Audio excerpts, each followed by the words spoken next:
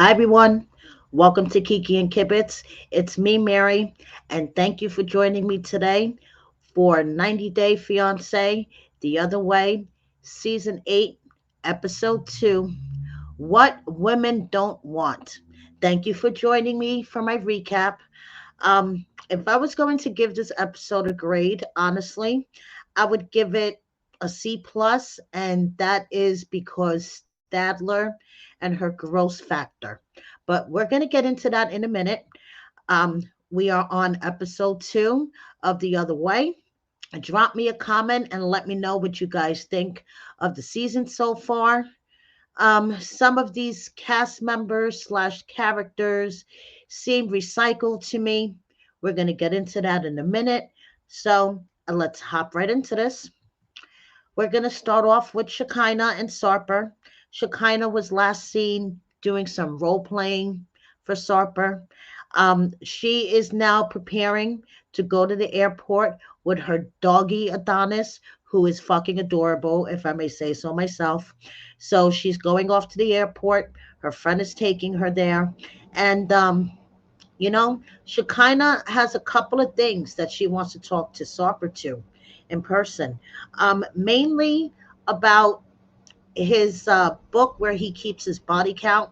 Remember his little notebook with all the X's in it? And his showcase of bottles.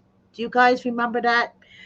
During the tell all, it was revealed that Sarper has a bottle of liquor, empty bottle of liquor, for basically every woman that he slept with. I don't know if it's every woman that he slept with, but it's a shitload of bottles, and each bottle has a memory connected to it of an ex, and he has them all in like this glass. Um, I guess I guess you could call it a armoire, like a dining room showcase where you would put like your best china. Well, Sarper has all of his bottles in there. Okay. And Shekinah's not happy with this. So she's coming prepared this time, guys. Okay. If Sarper gives her a hard time about the bottles or the book, she's prepared this time. Okay. She has something in her back pocket that she's going to pull out and throw in Sarper's face. All 143 pages of it. What the fuck am I talking about, you may ask? Well, Shekinah's ex boyfriend from when she was 16 years old, back in high school, wrote her a 143-page love letter. So they went to a strict Christian high school. They weren't allowed to speak to each other. They weren't allowed to be in the same room with each other. So they resorted to writing letters. So this guy, I guess, felt and so inspired by Shekinah at 16 that he wrote her a 143-page love letter, and Shekinah has kept it this whole time. Isn't she like 40 something? I don't know, just asking. But she is taking this 143-page love letter with her all the way to Turkey because if Sarper doesn't get rid of his bottles or his body count book, she's going to whip it out and she's going to show him something from her past. And how is he going to like that? Okay, Shekinah, are we back in fucking high school? Did you like go back in the time machine and turn 16 again? I don't know. Okay, so every like bone in me is telling me that this is a bullshit storyline because we all know that Sarper and Shekinah are gonna fight all season and we're gonna see them again anyway, so it doesn't matter. But okay, Shekinah means business. She fucking means business. Sarper better not play with her. Okay, so Sarper, on the other hand, he is so looking forward to seeing Shekinah. Okay, it's been almost 4 months since he hasn't gotten any cooch. Okay, he's been living the priest life, and for Sarper, that is unheard of. Okay, so for him taking on the responsibility of having a dog is a huge fucking thing, guys. Okay, him taking on Adonis living with a dog to him is a huge fucking responsibility. Because, yes, having a dog is like having a child. You need to pay attention to the doggy. You need to feed the doggy, walk the doggy. I mean, it's a lot of responsibility. Okay. This is why Sarper says he's a cat person. Because cats, and yes, I admit, are very low maintenance. They go to the bathroom in a litter box. You change their litter. You feed them. You give them water. I mean, cats half of the time are antisocial and they will ignore you anyway. You wind up having to beg them for your love, for love from them. But Sarper likes this because he's a bad boy. He's a bad boy. He could disappear 3, 4 days at a time, leaves the cat at home, and the cat will be fine. So for him to be taking on this responsibility of a doggy, he's serious about Shekinah. Okay? So he goes to the airport to pick her up, and the minute she walks through those doors, he's crying. Okay? He gets all emotional. He hugs, pulls her into this big bear hug. He is crying like a baby. And Shekinah's like, oh baby, I've never seen you this emotional. Oh baby. He even goes so far to pick up Adonis and put Adonis on his shoulders, give him a big kiss. He's like, Adonis, listen, I'm not this way crying all the time. Okay, they're so happy. They leave the airport, like Shekinah says, one little family. Okay, they're like a little happy family now. Shekinah, mommy Shekinah, daddy Sarper, and Adonis, they're all one happy family now. Okay, so Sarper says, I know we have issues that we need to talk about, but let's talk about them and resolve them as calmly as possible. So they get to Sarper's apartment about 2 hours later, and yeah, and things are starting off great. Uh, Shekinah walks into the apartment, and guess what is the first thing she sees? Just guess what, guys? Guess what? The bottles. He didn't get rid of the bottles. There was no surprise to me. Okay, I'm sure he has his body count book underneath his mattress, underneath his pillow somewhere. No surprise to me that he didn't get rid of the body count bottles. So Shekinah walks in, and Shekinah's immediately she goes from happy to pissed the fuck off in 0.2 seconds, and she's like, I really thought Sarper was going to surprise me and get rid of the bottles.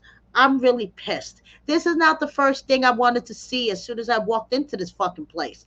I am really pissed. And Sarper's all like, you're going to learn to love them. Trust me, you're going to learn to love them.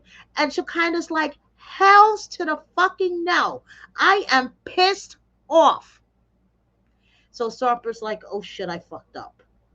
So that's where we leave off with Sarper and Shekinah.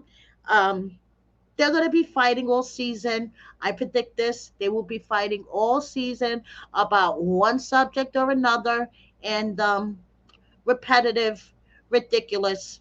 Kind of reminds me of Gino and Jasmine. I don't know. Moving on. We have Dempsey, who I think is adorable AF, okay? And Statler, which unfortunately the fans were subjected to her bad time routine. Okay, I'll get into that in a second. So we start off with Dempsey, who is on her last step of being able to live van life. Okay, Dempsey is going to live in a travel van, travel all over, and basically life is an adventure, and Dempsey's going to live it. And she is so happy that she found her forever person, Statler, to do it with.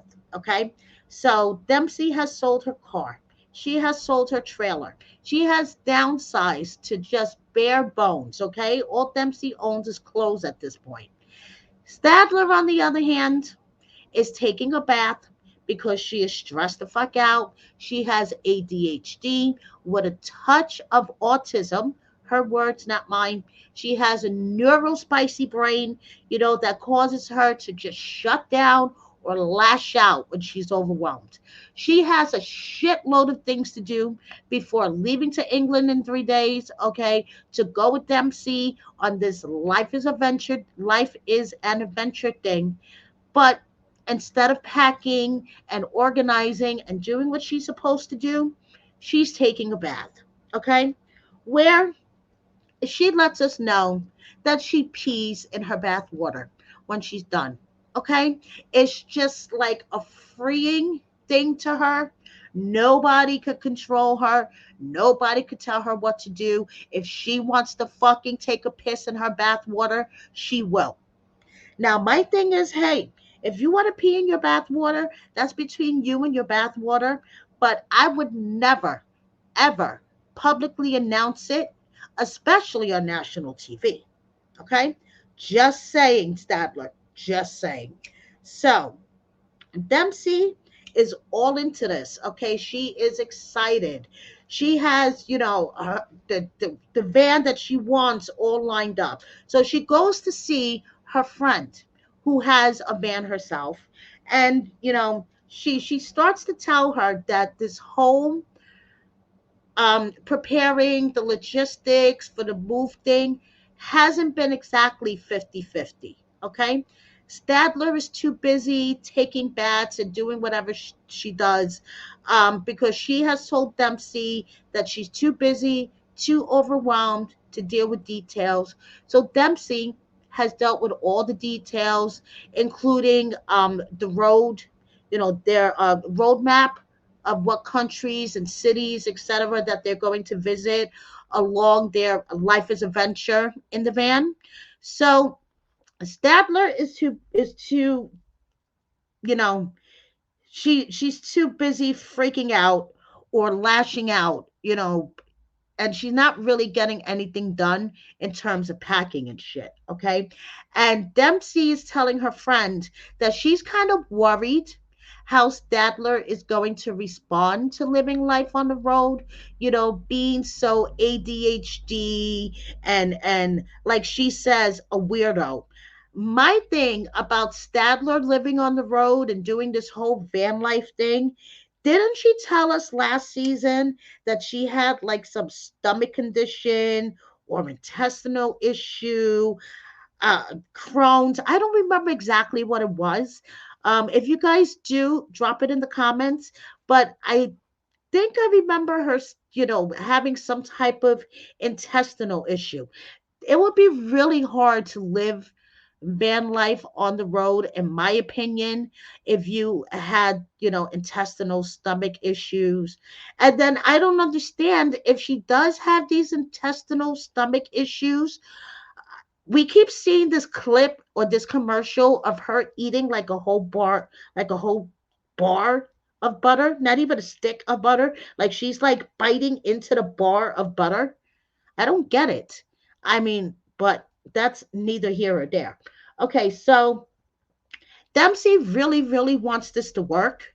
Okay, but a little part of her in the back of her head is afraid on how Statler's going to react to things coming up on the road, because everything, even little things, could turn into a huge thing when you're living van life, because it's such a small space, and you're like on top of each other, like her friend said. Even getting up from your bed to go make yourself a cup of tea could turn into a project when you're living with somebody else in a van. So Dempsey's kind of worried, and meanwhile, Stadler is peeing in the bath water, and hopefully she's packing by the time we get to next episode. Okay, so next we have James and Matalia, who, I'm sorry, Matalia, Tata, whatever you want to call her, is reminding me of a hybrid of Jasmine and Mary, as in Brandon and Mary. Okay, so James is dropping her off at the airport, and she's not happy already because she can't take Jojo, her dog, and James waited until the last minute. to tell her about a rabies outbreak in Indonesia, and how that she's not going to be able they are not going to be able to bring the dog over right away. And she had a total fucking meltdown. I mean, you thought that someone told her that they were keeping her baby from her, and she had to go to Indonesia without her baby. I get it. Her dog is her baby. But I mean, why would you want to put your dog, your baby, at risk for rabies and being put down? Okay. So I get she was upset. Okay. So they're in the car driving to the airport, and she decides that this is a good time to explain that working for her father doing the banana chip business is not going to get them any money, because when you're working for family in Indonesia, they don't pay you. Okay. So he's like, what? Excuse me? How am I going to make money? And she's like, I guess, we could take the banana chips from my father and go to another town and sell them. And he's like, okay, so you're talking about a commission job.